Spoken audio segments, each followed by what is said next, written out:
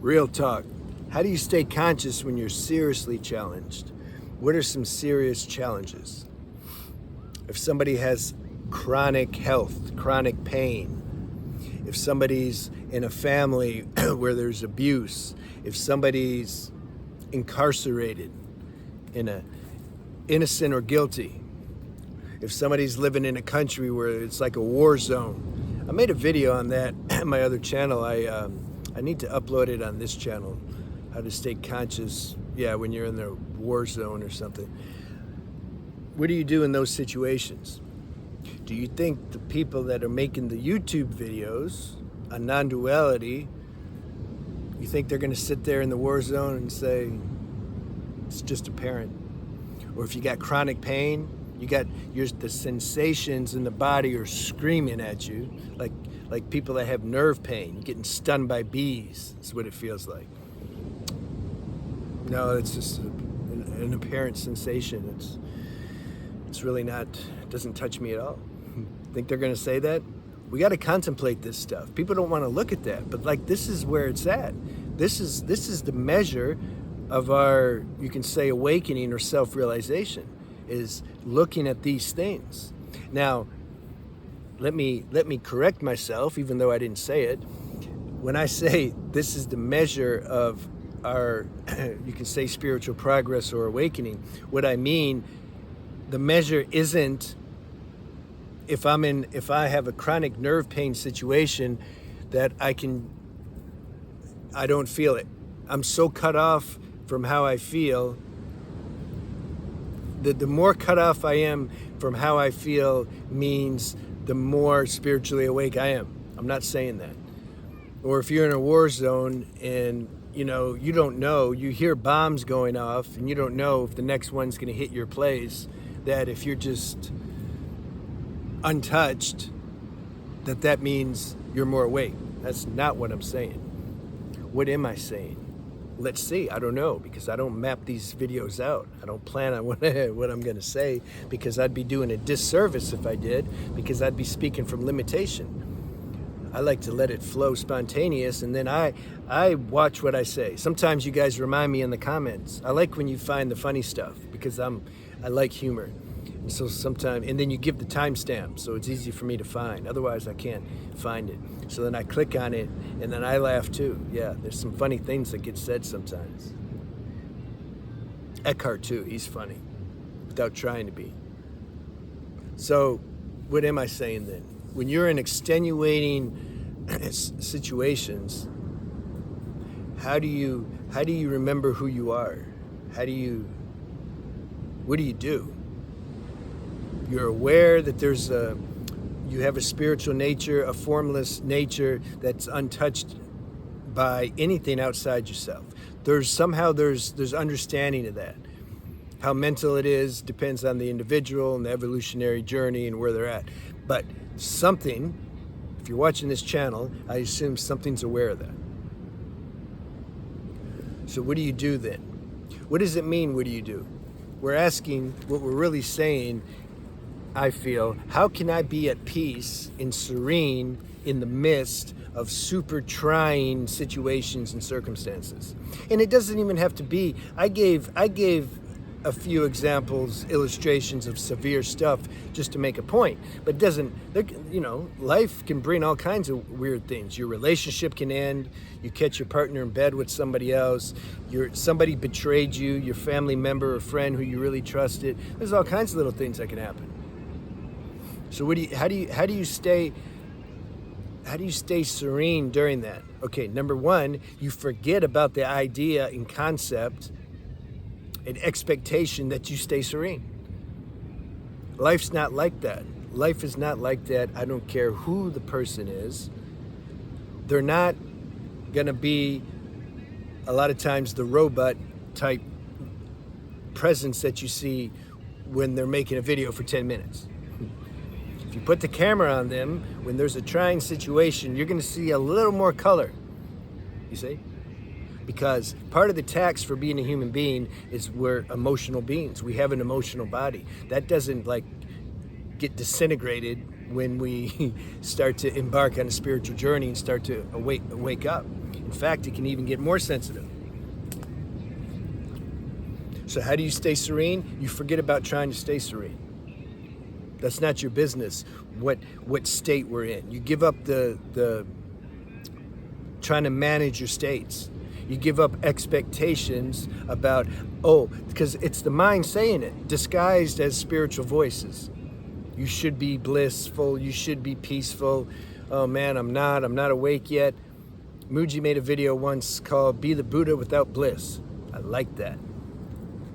The reason he said that is because he knows and the people's minds have a measuring stick that they go to see how spiritual they are because of what they've read, what they've heard. So they have this list, a lot of times it's unconscious, that the mind made that they're comparing themselves to. This manufactured mind-made list, as if the mind knows anything about awakening. Awakening means an awakening from the mind. You're going beyond the mind. How's the mind going to understand something that it can't understand? That's where the list comes from. Or you're supposed to have superpowers. You're supposed to be able to move stuff. If I'm really one with the universe, then I am that tree so that I can just make it fall if I want. Or be a breatharian. Why do I need food? I have spiritual nectar. I'm just going to eat that. These are mind concepts. You can end up dying thinking about, believing that stuff too much. So you let the moment be what it is. Some intense emotion comes. You get taken over by some emotion, whatever, fear, anger, etc. You can't deny the fact, though, that you're not there watching that. Not watching it, but you're aware of that.